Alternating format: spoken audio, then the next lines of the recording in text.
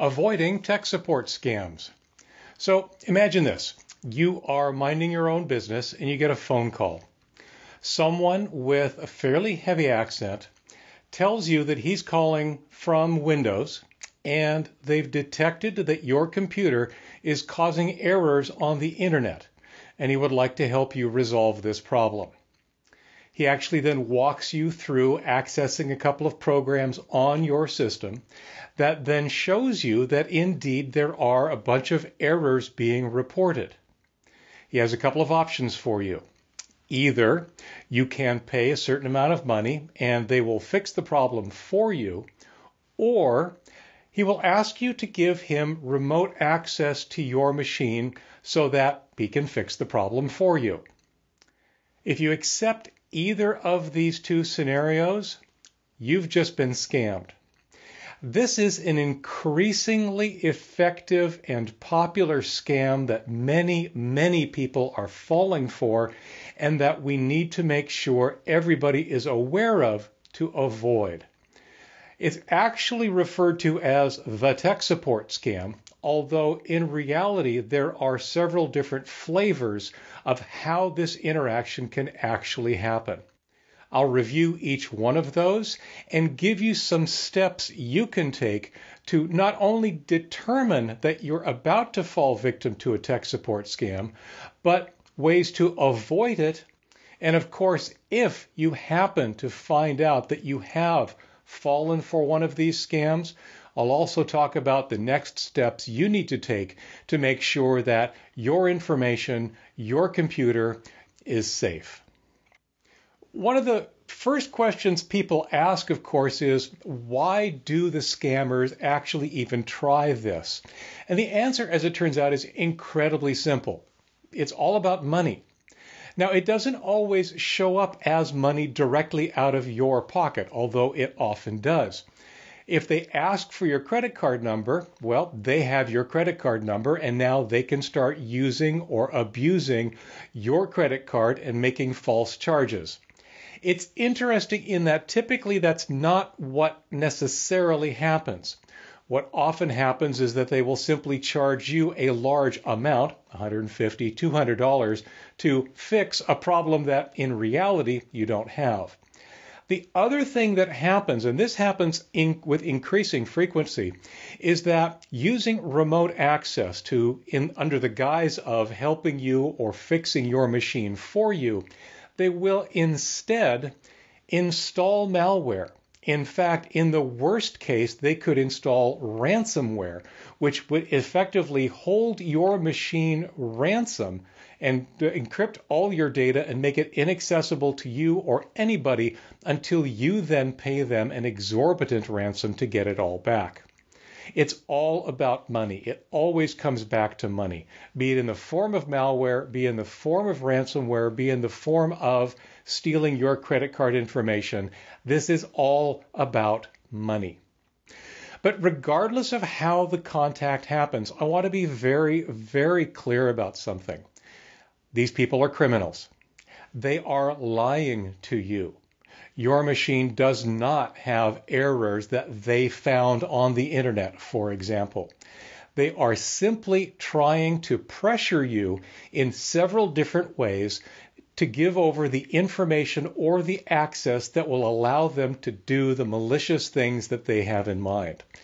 They lie. Don't forget that. Among other things, what that means is that there is no cause for you to try to be, say, polite. They're criminals. They don't deserve your politeness. What they deserve is to be hung up on. What they really deserve is to be jailed. But you can, in fact, hang up on them. There's nothing wrong with that.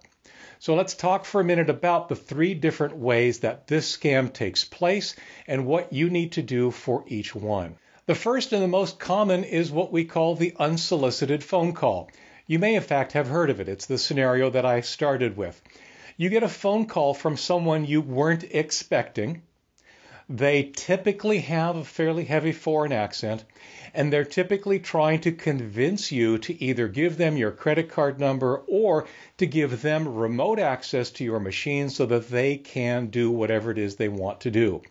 They will claim up and down that your machine is causing errors on the internet or something like that.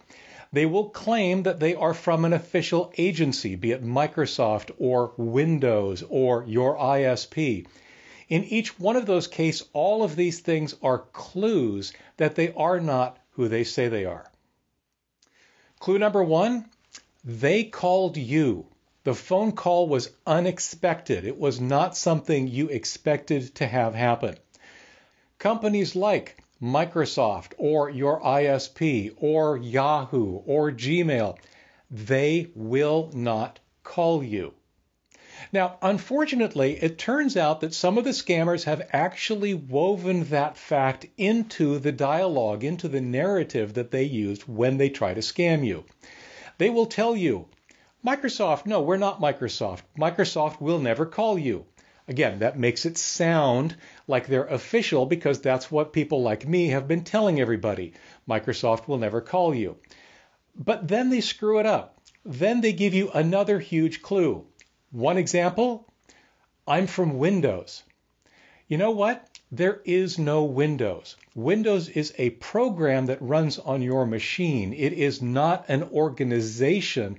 It is not a group of people. It is not somebody or something that's going to call you. Windows is software on your machine. They got it wrong. That's a huge clue. They've also been known to say, I'm calling from your ISP, where they literally say your ISP. That's a clue. If they're calling from your ISP, they will tell you the name of the ISP you use, which actually leads into one of the really interesting effects or interesting clues as to how you know this is a scam. The person at the other end of the phone who just called you without notice, without warning, doesn't know anything about you. They have no idea who you are. They have no idea what computer you have. They have no idea who your ISP is. They don't know your name. In fact, there's a really good chance that they have no idea what phone number they just dialed because that was done by some robocalling equipment that just keeps dialing random phone numbers until somebody picks up. Don't give them information. Make them give you information to prove that they are who they say they are. They will fail. They do not know you. They do not know who they're talking to. All they're doing is following a script to try and separate you from your money. The best thing, the single best thing you can do when you get an unsolicited phone call from some random organization, be it Microsoft or Windows or your ISP or something else, hang up on them. Seriously, hang up on them. You do not need to be polite. These are scammers who are trying to take your money. If you are at all concerned, ask someone you trust for help. Is my computer causing errors on the internet? How do I know that my computer isn't causing errors on the internet? How do I know that this person who just called me isn't legitimate? People you trust are the people you should be reaching out to if you ever have a question like this. Never, ever give out information to random people you don't know who called you first. So that leads us to the second way that this scam has been happening. As I said, this scam has been very successful in, unfortunately, very many ways. And the scammers know that we're starting to figure out that these random unsolicited phone calls are random unsolicited scam calls. So they've moved on to other techniques. The second technique we'll talk about is the pop-up. What you will suddenly get while you're visiting some random website is a pop-up on your screen that says your computer is infected with malware. This and this is the case. Such and such are the results, and call this number for help. Don't call that number. Never, ever call the number or make the contact that is suggested by a pop-up message on your screen. Don't. Chances are, in fact, there's a very high chance that that message is itself a scam, and the number that you call will connect you with the same people I was just talking about who are trying to call you to scam you out of your money. If you call them, there's a very good chance they will say, We can fix that for you. Let me have remote access to your machine. Here, give me your credit card number. It'll only cost you $100 or $150. Oh, and by the way, I'm going to do some things on your machine with remote access to make sure this doesn't happen again. The same scenario plays out. You've been scammed. What they're really doing is taking your money and potentially leaving your computer with malware. If you get a pop-up like that, and they can look very legitimate, the big telltale is call this number. Don't call this number. But the point is they will never, ever tell you to contact a specific company or a specific person at a specific number. That number, when presented, is totally a scam. This error message lies.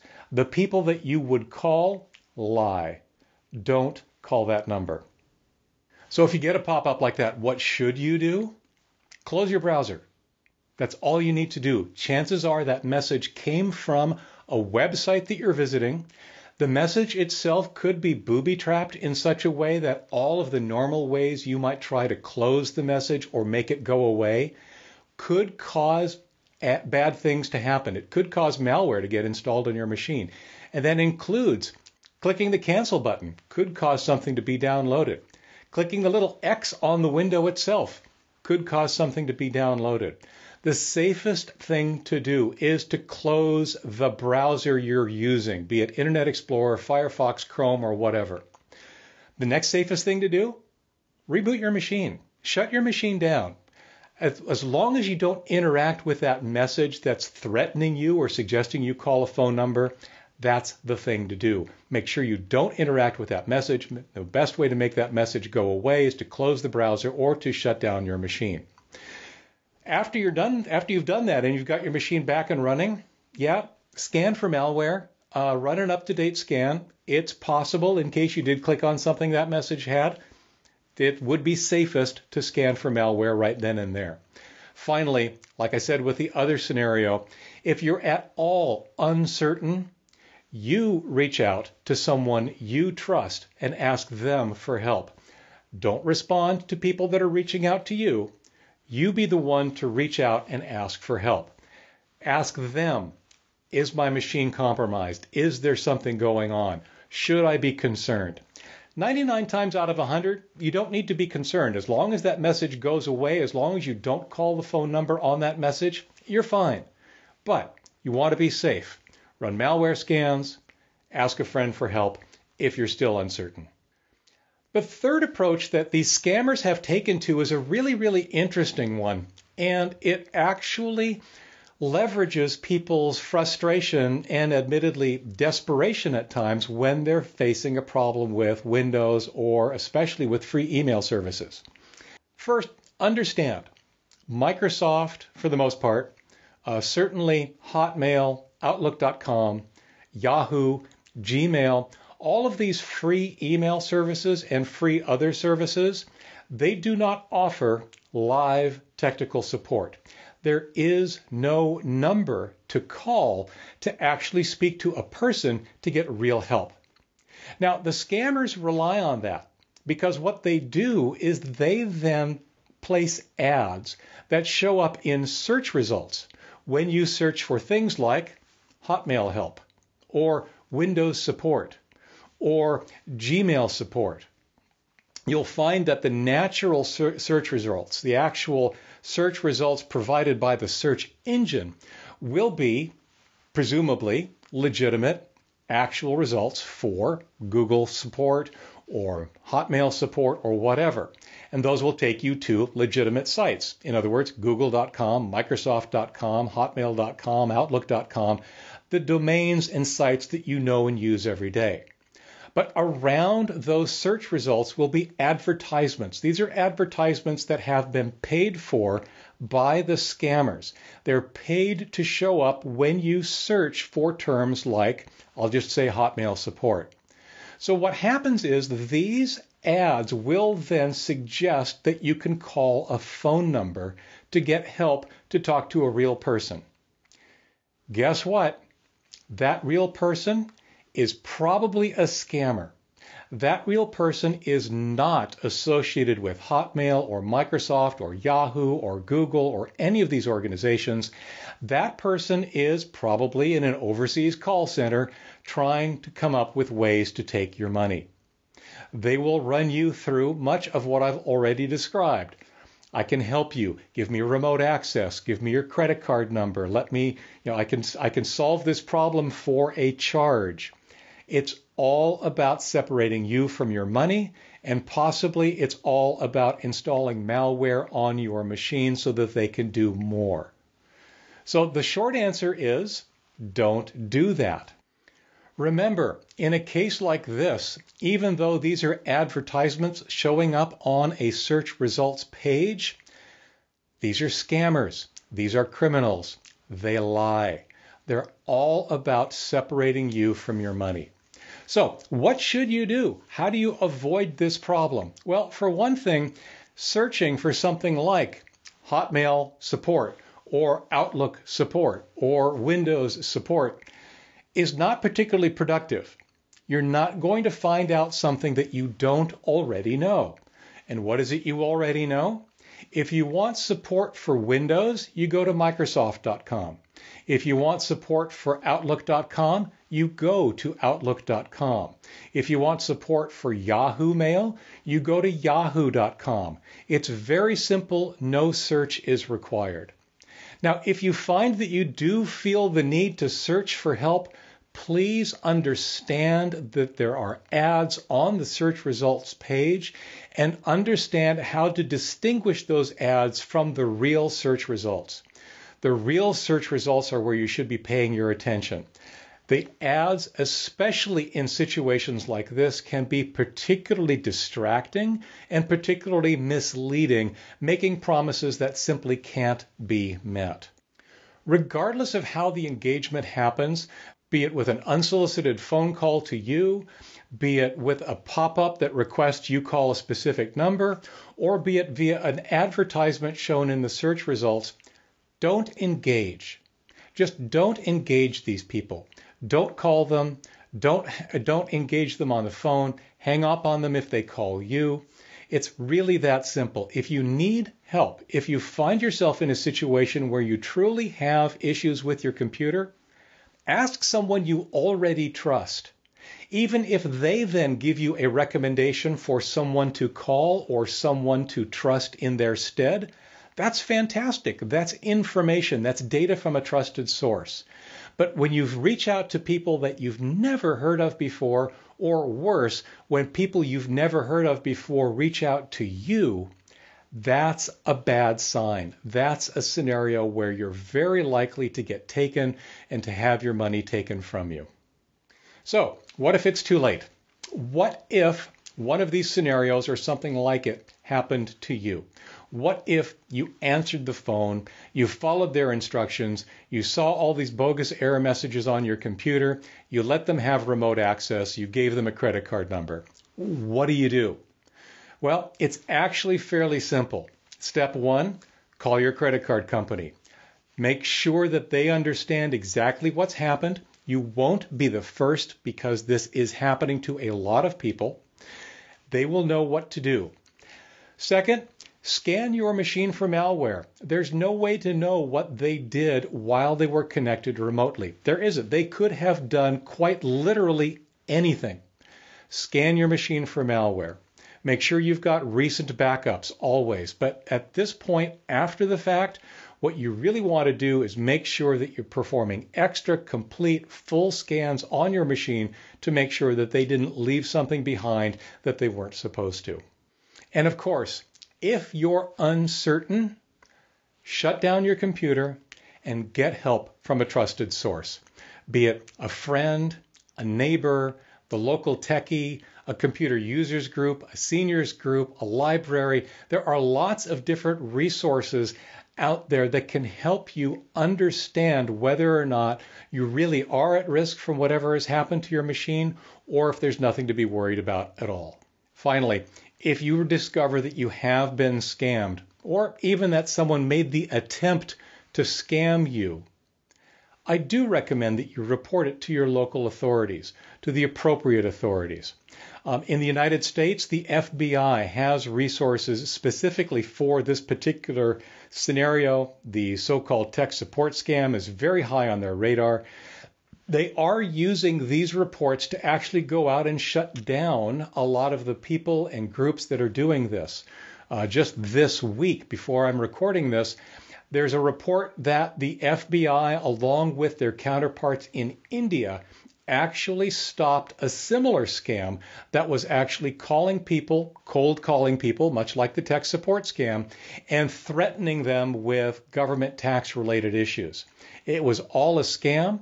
But because of the reports, because of the work they were able to do, they were able to actually locate these people and put a stop to this particular network of scammers. That same thing is possible, but it does require that we who have been scammed report the scams. Don't be embarrassed by it. Like I said, many people are falling for this scam, and it's not something to be embarrassed about.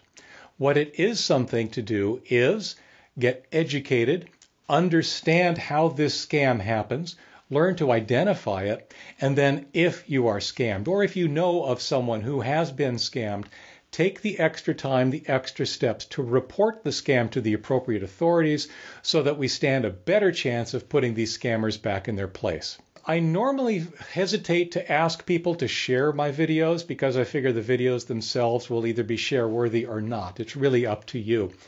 In this case, this issue is so incredibly important, I am going to take that extra step of asking you to share this video or the page on which this video is hosted with people that you know who, let's just say, might be vulnerable to this kind of an issue, or people who have been scammed, or groups that may be interested in learning more about this issue. It's an important one. Millions of dollars are being lost just because people are not aware of this particular scam and how this particular scam happens. As always, I'd love to hear what you think. Let me know what you think about the approaches, about the solutions. If you've had an experience with a tech support scam, leave a comment down below on AskLeo.com. Here's the link to see this article on AskLeo.com. This is where all the comments are moderated and all the comments are read. I'd love to hear what you think. I hope that you haven't been scammed. I hope that this prevents you from falling for a scammer in the future. But in the meantime, as always, have fun, stay safe, and don't forget to back up. I'll see you again soon.